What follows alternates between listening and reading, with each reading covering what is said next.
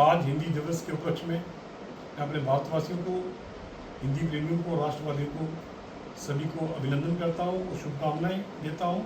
मैं जीवानंद शर्मा, राष्ट्रीय पक्षमा परिषद की तरफ से सभी देशवासियों को हिंदी दिवस की शुभकामनाएं देता हूँ। और बड़े गौरव की बात है कि आज के दिन 14 सितंबर 1947 को हमारे संविधान में हिंदी को राज्य भाषा के रूप में स्वीकृति मिली थी और तब से 1953 से आज तक ये दिन गौरवशाली के रूप में हिंदी भाषा के रूप में मनाया जा रहा है।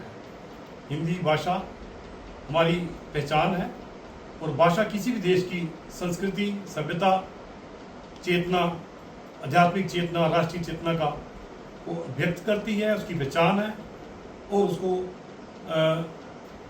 अभिव्यक्त करती है।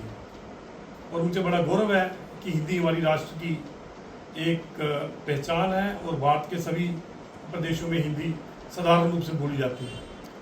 हिंदी भाषा यूँ कहें बड़ी प्राचीन, कई हजार वर्ष पहले से बोली जा रही है और इसका संस्कृति हमारी संस्कृत भाषा से, हमारी जो साधारण जन में बोली वाली भाषाएं थी, अवधी भाषा, बज्र भाषा, ब्रज भाषा, पाली भाषा और कई किस्म की जो बोली थी संस्कृत के साथ मिलती जुलती, उनसे निकल कर ये हिंदी भाषा हमारी आई है।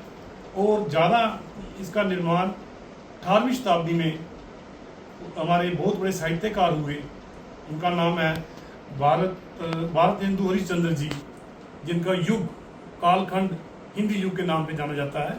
उन्होंने हिंदी के कार्य को प्रोत्साहन दिया और हिंदी को आगे ले जाने में उनका बड़ा नाम रहा। तो यूँ कहें कि हिंदी में बड़े ऐसे हमारे कवि और काव्य हुए जिन्होंने काव्य और रचनाएं लिखी, जैसे मुंशी प्रेमचंद जी हैं, रामधारी दिनकर जी हैं और हमारी महादेवी वर्मा जी हैं और बेतवी शरण गुप्त जी हैं, सुमित्रानंदन पंत जी हैं, जिनकी किताबें देश विदेशों में हमारे 170 विश्वविद्यालयों में पूरे भारत में लगाई जा रही हैं। और ये बड़े गौरव की बात है कि ये भाषा अन्य भाषाओं को से भी बड़ी उत्तम भाषा है और इसमें सभी गुण हैं कि ये भाषा ऐसे अलंकृत है, ऐसे श्रृंगार है इस भाषा में कि विश्व की महान साहित्य भाषाओं में प्रथम श्रेणी में ये आ सकती है।